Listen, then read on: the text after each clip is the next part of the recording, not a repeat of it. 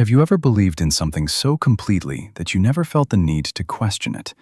Not because it was proven, but because everyone around you seemed to agree.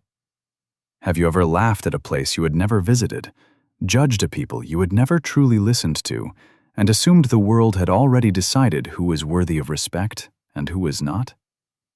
For many years, that belief lived comfortably in the mind of an American named Daniel Carter. He was confident, articulate, educated, the kind of man whose opinions were rarely challenged in the rooms he occupied. And when the Philippines came up in conversation, his words were sharp, dismissive, almost effortless. He once joked that it was a country people went to escape ambition, not pursue it. People laughed. No one corrected him. Silence, after all, often sounds like agreement. There was a quiet insult hidden beneath those jokes, one that Filipinos around the world have heard too many times. They are not serious. Their education is weak. Their English is rehearsed, not real. These ideas floated casually in academic circles, online forums, and dinner conversations, whispered as if the entire world had already accepted them as truth. Daniel accepted them too, not out of hatred, but out of convenience. It is easy to borrow a belief when it costs you nothing. What made his confidence more unsettling was his resume. Daniel had taught part-time at respected institutions. He spoke on panels. He wrote opinion pieces about global education.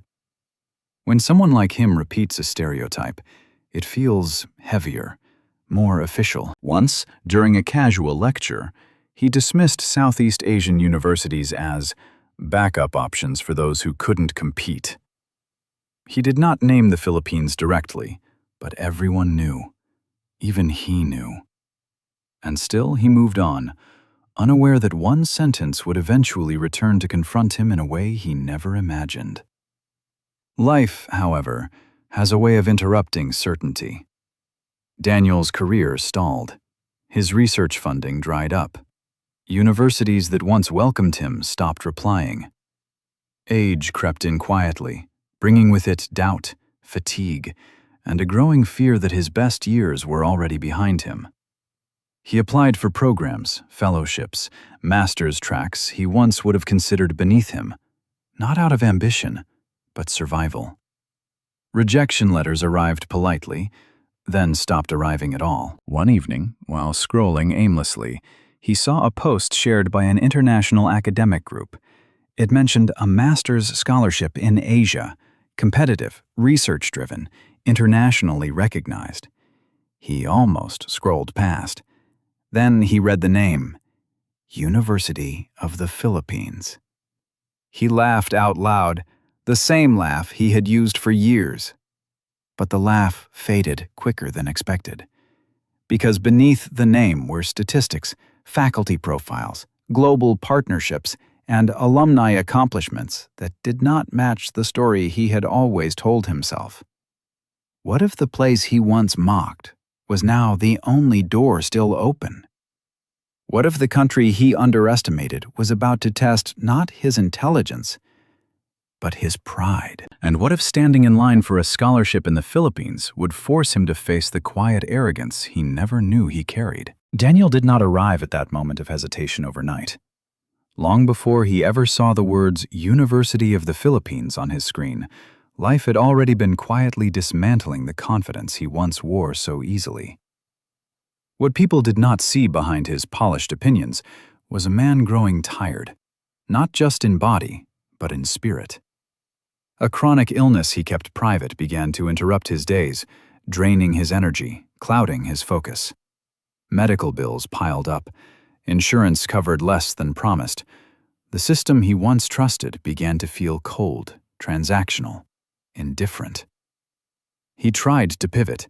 He applied to programs in the United States first, telling himself this was where he belonged. Weeks passed, then months. Emails went unanswered. When replies finally came, they were polite, distant, and final. He looked abroad next, convinced Europe or Japan would recognize what his own country no longer did.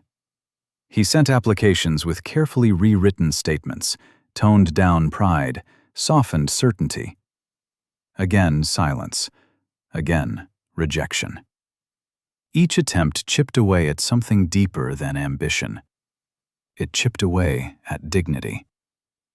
At night, alone with his thoughts, Daniel began to wonder if the world had already moved on without him. He had spent years believing systems were fair, that merit spoke loudly enough. Now, he felt invisible. The despair was not dramatic. It was quiet, heavy, and persistent, like a weight he carried into every morning. He stopped talking about the future. He stopped mocking other countries, not out of humility, but exhaustion. Then came that unexpected name again, the Philippines. This time, he did not laugh. He researched in silence, almost embarrassed by his curiosity. He read about Filipino doctors trained under pressure yet respected globally. He watched lectures recorded in Manila, students debating with sharp clarity and confidence. He read about Catholic universities where faith and discipline intertwined, where education was not separated from character. None of it fit the narrative he had repeated for years. One story stayed with him. A foreign student who spoke about a Filipino professor who stayed late every night, not for pay, but because no student should feel left behind. Another about a hospital in Manila where doctors prayed quietly before surgery, not because it was required, but because they believed healing involved more than skill. These were small details, but they unsettled him. They planted doubt, not about the Philippines, but about himself. Still, he resisted hope. He told himself this was desperation talking, that lowering expectations was a form of self-protection. And yet, something about the Philippines felt different. Not flashy, not loud, just present. Like a faint light you only notice when everything else has gone dark.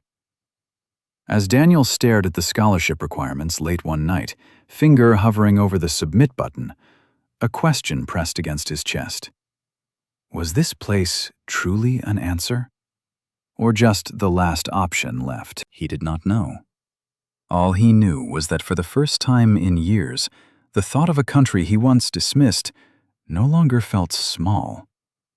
It felt unexplored. The first thing Daniel noticed when he arrived in the Philippines was not the heat, not the traffic, not even the unfamiliar rhythm of the city.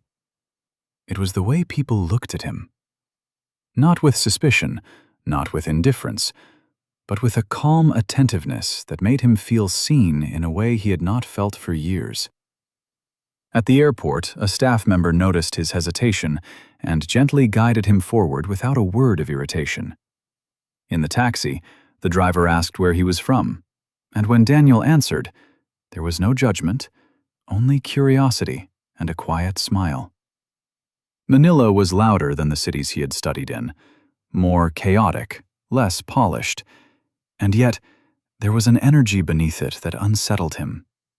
Not the ambition he was used to, but something steadier, something human. When he stepped onto the campus of the University of the Philippines for the first time, he expected modest buildings, lowered standards, a sense of compromise. What he found instead were students debating fiercely under the trees, professors walking briskly with stacks of books, classrooms alive with questions that cut straight to the heart of ideas. No one performed intelligence. They lived it. In one lecture, he sat quietly at the back, listening. The professor spoke with clarity, but also humility, inviting disagreement rather than demanding agreement. Students challenged him respectfully, confidently, in English that was not rehearsed, but owned. Daniel felt a strange tightening in his chest. This was not what he had been taught to expect. This was not what he had taught others to believe. Outside the university, his encounters deepened the confusion. At a small clinic where he sought treatment for his lingering illness, a Filipino nurse noticed his fatigue before he mentioned it. She spoke gently, explaining every step, her voice calm, reassuring.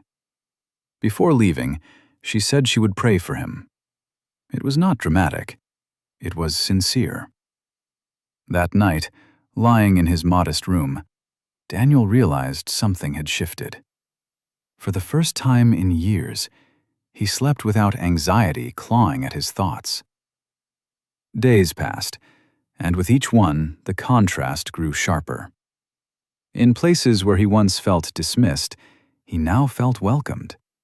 Where institutions had closed doors, people here opened conversations. The Philippines did not offer him perfection, it offered him presence. And slowly, quietly, his skepticism began to loosen its grip. He caught himself defending the country in his own mind when old stereotypes surfaced. He remembered the jokes he had once made and felt a sting of embarrassment. Not because he had been proven wrong by data or rankings, but because he had been proven wrong by experience, by faces, by voices, by care. Standing on campus one afternoon, watching students laugh as they walked past the oblation, Daniel felt a realization forming that unsettled him more than any rejection letter ever had. The place he once dismissed was not just capable, it was alive. And somehow, without announcing it, the Philippines had begun teaching him something he never expected to learn. Daniel's days in the Philippines began to settle into a rhythm, and it was in that quiet repetition that the real transformation took place. Not in grand speeches or dramatic revelations, but in ordinary moments that carried unexpected weight. Mornings started early, with the sound of students already moving across campus, voices mixing with laughter and debate. He found himself walking slower than before, not because of illness, but because he no longer felt the need to rush past anything. He wanted to absorb it. The faces, the gestures, the way people acknowledged one another, even strangers, with a nod or a smile that felt genuine. He was invited one evening to a modest family home by a colleague from the university. There was no formality, no sense of hosting a foreign guest for display. Food was placed on the table without ceremony, stories shared without hesitation. Before eating, they prayed. Simply, humbly. Daniel bowed his head out of respect, but something in that moment caught him off guard. It was not the prayer itself, but the quiet conviction behind it. Faith here was not performative. It was lived.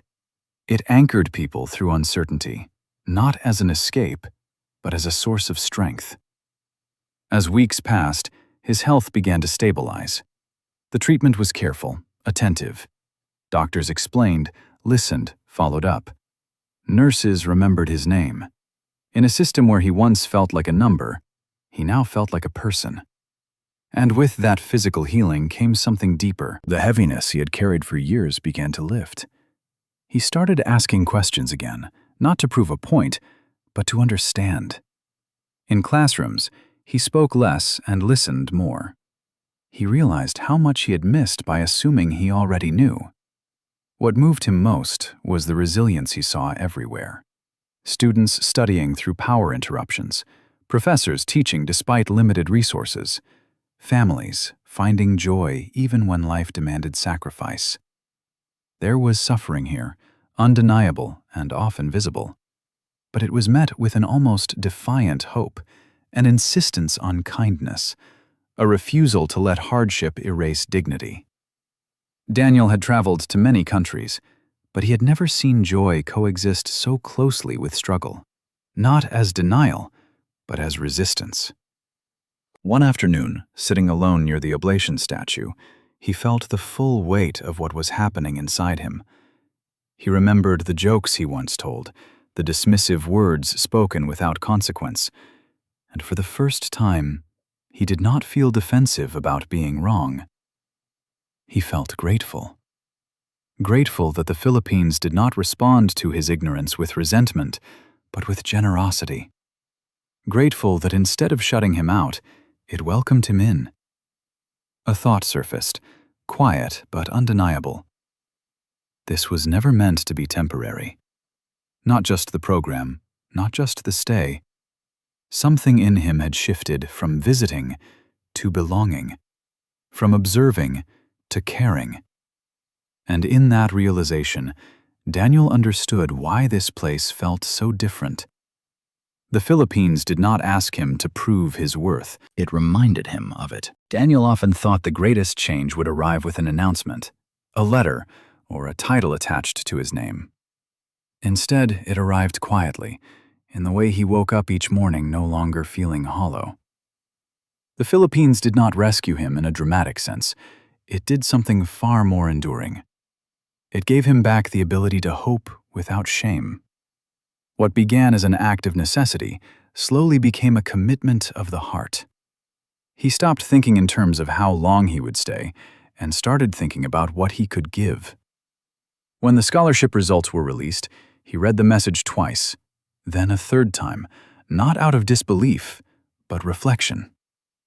Standing in line with students half his age, from families that had sacrificed far more than he ever had, he felt no resentment, no pride, only humility. The same country he once mocked had not just opened its doors to him, it had trusted him, and that trust carried weight. As months passed, Daniel found himself teaching, mentoring, listening. He shared what he knew, but more importantly, he learned what he never had. That intelligence does not need arrogance to survive. That faith and discipline can coexist with critical thinking. That resilience is not loud, but steady. In classrooms and community halls, he witnessed something rare. A belief that education was not a ladder to escape one another, but a bridge to lift each other up. One evening, after a long day, he sat alone and reflected on the man he used to be. The dismissive laughter, the borrowed opinions, the certainty that came from never having to be questioned. He did not feel guilt anymore. He felt responsibility. Responsibility to speak differently now, to correct gently, to tell the truth when others repeated the same quiet insults he once did. The Philippines did not ask him to forget where he came from. It asked him to remember who he was meant to be. And in that remembering, he realized this story was never just about him. It was about a nation too often underestimated, yet endlessly giving. A place that does not need to announce its greatness because it reveals it through action, through care, through faith lived daily. In a world that feels increasingly fractured, where systems fail and compassion grows scarce, the Philippines stands as quiet proof that humanity has not lost its way, that dignity can survive hardship, that kindness can be institutional, cultural, generational. Daniel's journey became a testament not to his redemption, but to the country that made it possible. If there is one truth he carries forward, it is this: the Philippines did not just change his future, it restored his belief in people. And sometimes, the greatest nations are not the ones that dominate the world, but the ones that heal it, one open door at a time.